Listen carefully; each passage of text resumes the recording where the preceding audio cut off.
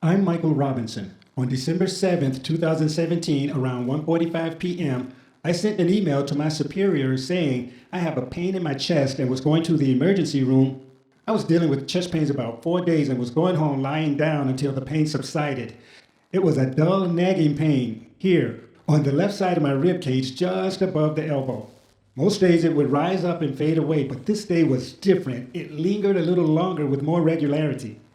So I decided to have it checked out at Hollywood Memorial Hospital.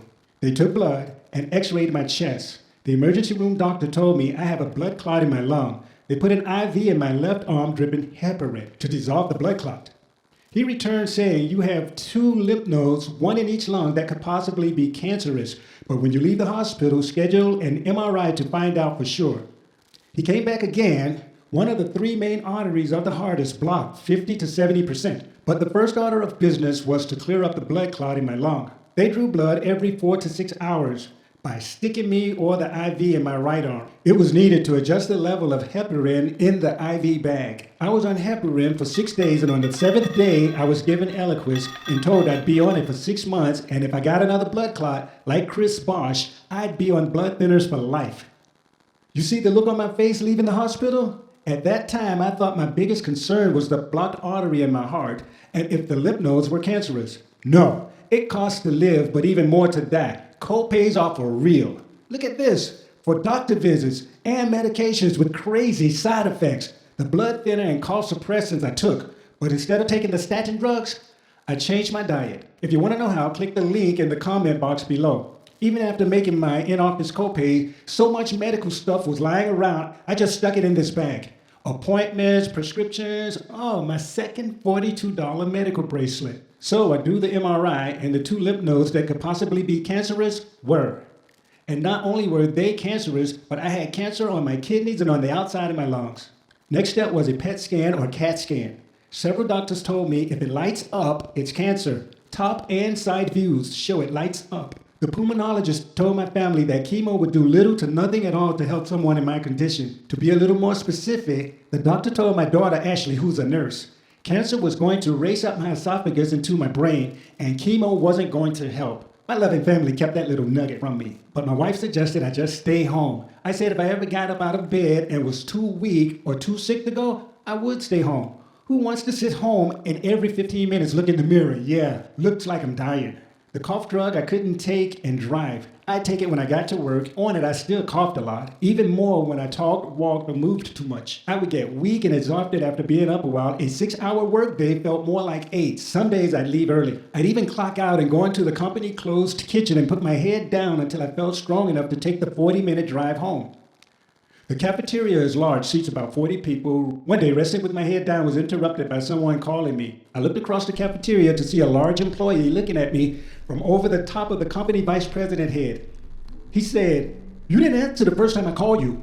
The vice president said, "We're just checking."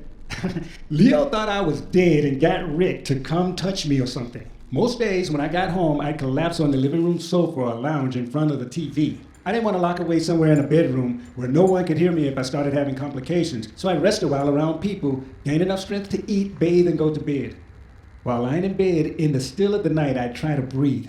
Just take a few even breaths and exhale.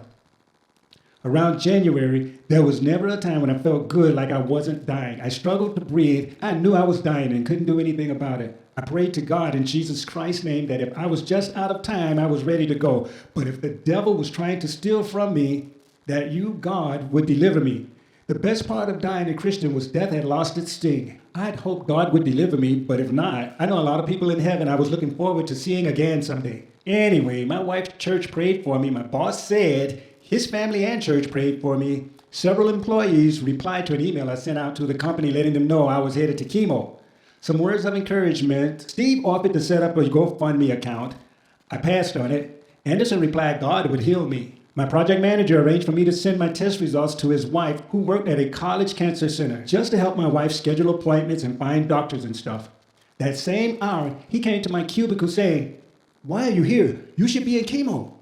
I answered, I scheduled an appointment for a stress test because of the heart blockage. I need to pass the stress test before getting the biopsy. Weeks later, I nailed it. I was ready for it because I power walk a lot to help lower my cholesterol. Like 2 days before my scheduled biopsy, I came home and collapsed on the sofa, and I may have dozed off for a few minutes to an hour. I'm lying there and I realize I'm not weak or tired, and I don't feel that about to cough pressure on my chest. So I went into the kitchen and I stood across from my wife at the table and said, "Look, I'm not coughing and I don't feel weak or tired. God healed me." She jumped up with holy hands raised. We both started praising God. Okay, not really. What really happened was I said, "Look, I'm not coughing. I don't feel weak and tired. God healed me." She sounded ticked off, saying, "I know you like shooting your mouth off about what God has done. Just wait till you get the biopsy report before you start telling everybody you're healed." Okay, so it's biopsy time. Trust me, I'm happy in this picture. They're freezing my lungs to go in through my nose and pull off a piece of the cancer to see what stage it's in and how high to set the chemo treatments.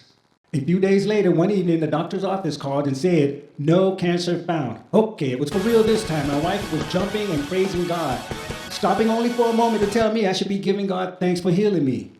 Man, I kept watching my TV show because I had to thank God when I knew I was healed. She was the one waiting to hear from a doctor. It's an awesome testimony, and even to this day, I talk about it. Here's a text message my daughter sent me after she knew I was healed and going to live. Hey, now that all of this is over with, let's give God praise for saving you, Daddy. I didn't want to scare you while you were going through the medical problems, but what the doctor said you had is known as the worst cancer, with a very low survival rate. Literally, it's the #1 leading cancer that kills people. It's usually caught late when it spreads to other organs because it has no symptoms. When the symptoms show, your blood clot, it's usually too late. They basically diagnose you with small cell lung cancer. It spreads very quickly to the brain and other organs, and chemo rarely helps. I know you guys did already, but just give God thanks. We could have been planning your funeral, Dad. It lit up on the PET scan that indicates it actually was cancer. So it's a wonder how the doc found sarcoidosis, and another miracle that it disappeared with minimal treatment. Life is precious, and God is merciful and gives second chances at life. I don't know if you ever had a second chance at life, but if you didn't, you do now. Don't take life for granted. Even the blood clot could have killed you before the cancer did. God is awesome. God loves us. We have experienced a medical miracle. Love you guys.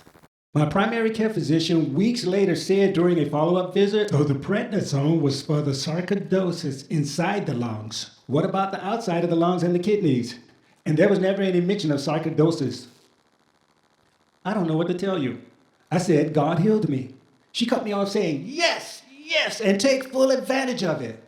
Make sure you keep all your doctor appointments." I did too for a while. Every doctor that looked at my report always pushed my abdomens and squeezed them and everything, asking did I feel any pain. And looking back on it, all the doctors asked me was I a smoker, and I tell them no. And they said this type of cancer was generally found in smokers. Okay, that about does it. Just this one little thing. My wife asked, if God healed me of cancer, why didn't he heal your heart too? I said, I can't sit on my butt every day eating cheeseburgers and asking God to clear up my arteries. I can do that with a new diet and workouts. The cancer was something only God could do. And just for the record, I never received any type of cancer medications or treatment. Thanks for watching.